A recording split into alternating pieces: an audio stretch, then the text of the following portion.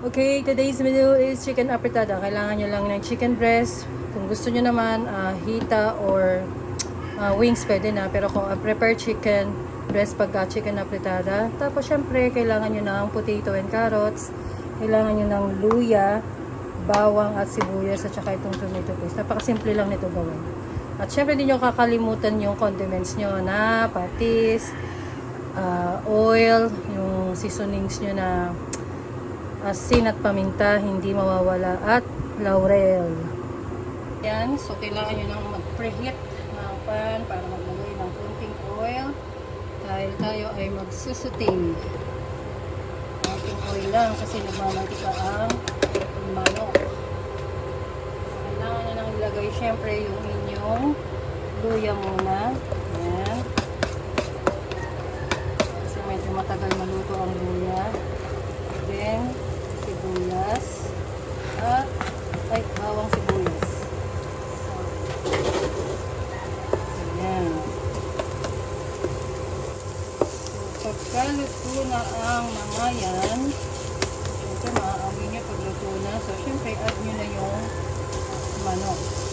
Ayan. So, ito yung add. Kailangan patiksikin niya para walang tubig.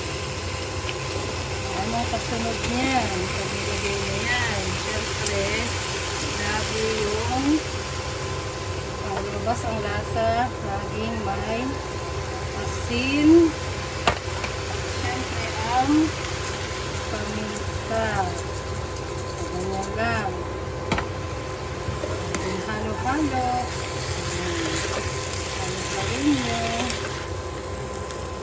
Hanggang sa ay mag-mix. And then, ang lagyan ng konting patis to taste. Patis yan. Ano lang, kalahating teaspoon lang. Lalo na kayo, konti-konti lang kasi baka konti na yung luto nyo. So, konti-konting pang-alat lang. So, pagka ganyan, isisimmer natin yan lang.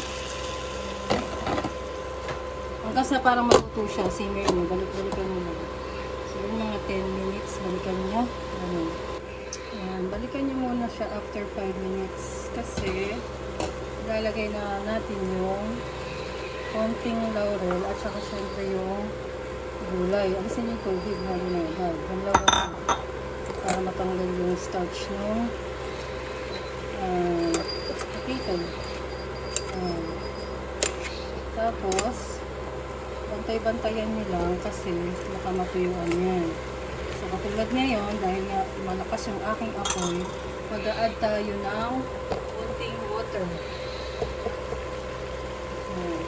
Konti lang. Kapag nagluluto kayo, huwag nyo nilalakasan.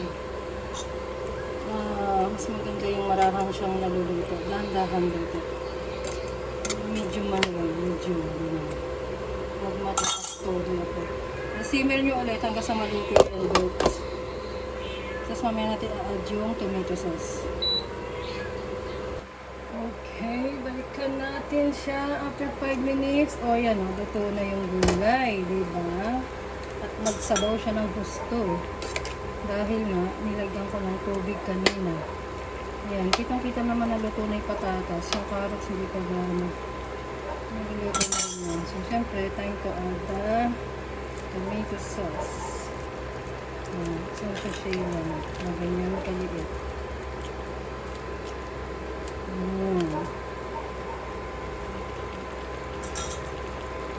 Siyempre, halo-halo.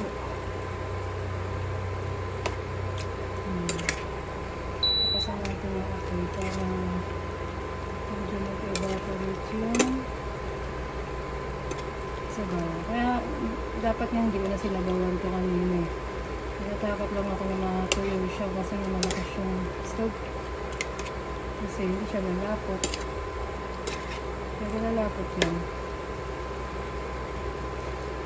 Kasi sisimmer pa natin yan.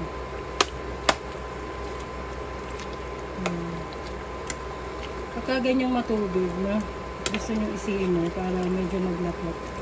Isimmer nyo siya ng walang takip.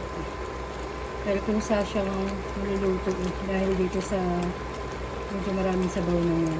Mamaya pag binalikan natin yan, Yan ay malapot na. Yan, simmer lang natin siya. So, ayan, na-achieve ko na yung gusto kong dami ng kanyang sabaw. Diba? Parang malapot na na. Ngayon, nagdagdag ako ng ano dito pasas kasi gusto ko medyo manamis-namis. Pwede kayo mag-add ng pasas. Tapos kung napuputlaan kayo sa kulay, pwede kayong mag-gamit ulit ng atswete. Tapos pwede rin kayong mag-add dito ng bell pepper. Yun. Piprituhin nyo lang yung bell pepper kamukha nung ginawa ko sa giniling. Actually sa ano nga, pwede niyo rin gawin yun kung gusto nyo. Sa carrots at potatoes, pwede nyo prituhin. Kasi lalambot din yun kasi nga lulutuin nyo siya ng paganito. So, ayan, para sa akin, perfect na yung ganyang texture ng apritada. Tsaka malapot na siya, oh. Diba, malapot na yung sabaw, diba? Ayan, masarap na siya. Apritada na. Okay, that's today's menu.